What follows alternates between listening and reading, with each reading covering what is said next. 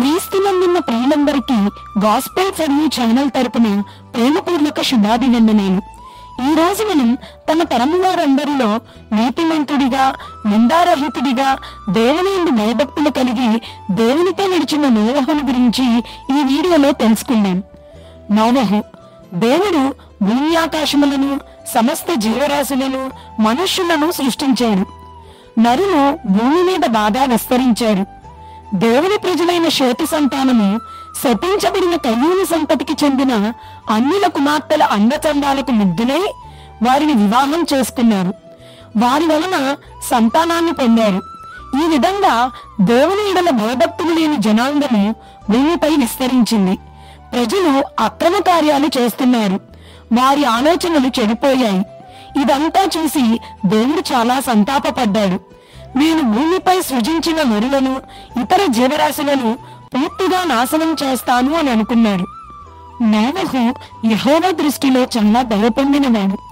అతడు నీతిమంతుడు, నిందారహితుడు మరియు దేవునితో నడిచినవాడు.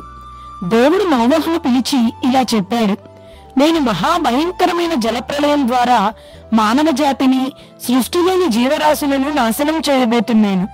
అయితే నీవు నా దృష్టిలో నీతిమంతుడుగా కనిపిస్తున్నావు. నేను చెప్పిన విధంగా నీవు ఒక పెద్ద ఓడను తయారు చేయి. దానిలోనికి నీవు, నీ భార్య, నీ 3 కుమారులు, వారి భార్యలు ప్రవేశించండి. నీ వెంబడి భూమిపై ఉన్న అన్ని జంతువులు, పక్షులు మరియు ప్రాటీడు పరుగులన్నింటినీ ఆడ మగ జంటలుగా ఓడలోనికి చేర్చండి. మీకు కావలసిన ఆహార పదార్థాలను సమకూర్చుకోండి. నేను జలప్రలయం రప్పించినప్పుడు నీవు, నీ ఓడలో ఉన్న ప్రాణులు మాత్రమే రక్షింపబడతారు అని చెప్పాడు. నోవహు దేవుని మాటను విశ్వసించాడు. ఆయన చెప్పిన విధంగా చితిసారకపు మానుతో ఒక పెద్ద ఓడను తయారు చేయడం మొదలుపెట్టాడు. దాని పొడవు 30 మూరలు, వెడల్పు 50 మూరలు, ఎత్తు 30 మూరలు. నోవహు ఓడను తయారు చేస్తుంటే చూసిన ప్రజలు నవ్వసాగారు. అతనికి పిచ్చి పట్టిందని ఎగతాళి చేయసాగారు. అతను చెప్పే మాటలు ఎవరూ నమ్మడం లేదు. అయినా వారి మాటలు లెక్క చేయకుండా నోవహు ఓడను తయారు చేశాడు. జలప్రలయం వచ్చిన సమయంలో నోవహు వయస్సు 600 సంవత్సరాలు. అతనితో పాటు అతని భార్య, కొడుకులు, కోడళ్ళు మరియు జంటలుగా జంతువులు, పక్షులు, ప్రాకిడి పరుగులు ఓడలో ప్రవేశించాయి. ఆ ఓడలో ప్రతి జాతికి చెందిన జంతువులు, పక్షులు ఉన్నాయి. 2వ నెల 17వ దినము ఆకాశపు తూములు తెరవబడ్డాయి. 40 రోజులు ప్రచండమైన వర్షం కురిసింది. సముద్రాలు పొంగాయి. భూమిలోని నీటి ఊటలు పైకి వచ్చాయి. భూమంతా నీటితో నిండిపోయింది.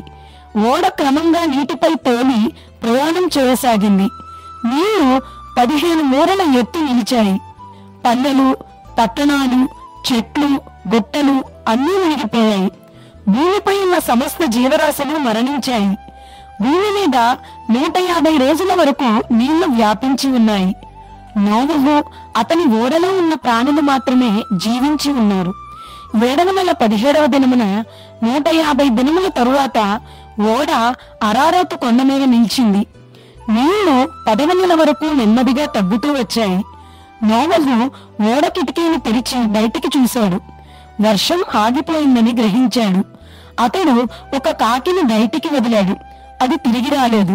తర్వాత ఒక నల్ల పావురాన్ని వదిలాడు. అది అటూ ఇటూ తిరిగి భూమి అంతటి మీద నీరు వ్యాపించి ఉన్నందున ఓడలోనికి తిరిగి వచ్చింది. 7 దినముల తరువాత నోవహు మరలా ఆ నల్ల పావురాన్ని బయటికి పంపాడు. సాయంకాలం అది తిరిగి వచ్చింది. దాని నోటిలో ఒక వెలువ కొమ్మ ఆకు ఉంది. ఇంకా 7 దినాలు ఆగి అదే పావురాన్ని వదిలాడు. ఆ పావురం తిరిగి రాలేదు. అందువల్ల భూమిపై నీళ్లు పూర్తిగా తగ్గిపోయాయని నోవహు గ్రహించాడు. దేవుని ఆజ్ఞను అనుసరించి నోవహు, అతని కుటుంబ సభ్యులు ఓడలో నుండి బయటకు వచ్చారు. ఓడలో ఉన్న ప్రాణులు కూడా వారితో పాటు భూమిపైకి వచ్చాయి. అప్పుడు దేవుడు నోవహుతో ఇలా అన్నాడు: నేను నిన్ను, నీ సంతానాన్ని ఆశీర్వదిస్తాను. మీరు బాగా ఫలిస్తారు. భూమండలం అంతా వ్యాపిస్తారు. మీరు భూమిపై ఉన్న పంటలన్నింటినీ తినవచ్చు. చేపలను, జంతువులను, పక్షులను తినవచ్చు. అయితే రక్తము ప్రాణము కనుక రక్తముతో మాత్రం తినకూడదు. నోవహు యొక్క 3 కుమారుల పేర్లు షేము, హాము, యాపేతు. దేవుడు నోవహుతో అతని కుమారులతో ఒక నిబంధన చేశాడు. ఇకపై నేను నీటి ద్వారా మానవ జాతిని, సృష్టిని నాశనం చేయను.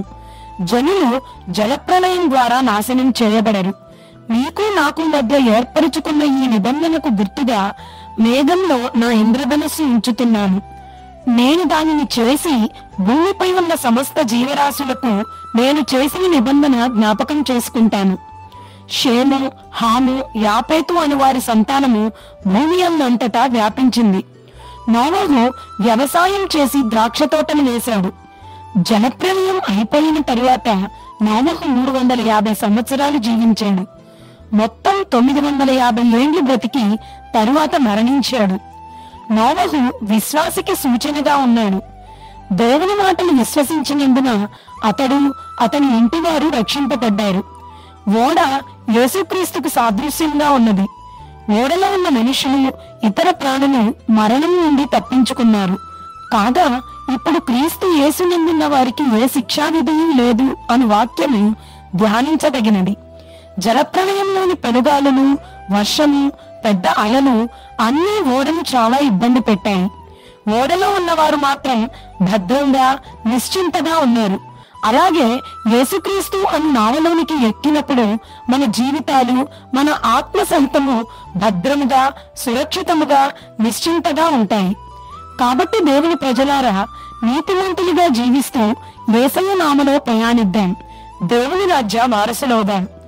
నోవహును గురించిన ఈ వివరణ అంతా మీకు అర్థమైందని నమ్ముచు, మీకు మేలుకరంగా ఉంటే, మీకు నచ్చితే లైక్ చేయండి. గాస్పెల్ జర్నీ ఛానల్ ను సబ్స్క్రైబ్ చేయండి. మరొక అద్భుతమైన అంశంతో మరలా మీ ముందుకు వస్తాము.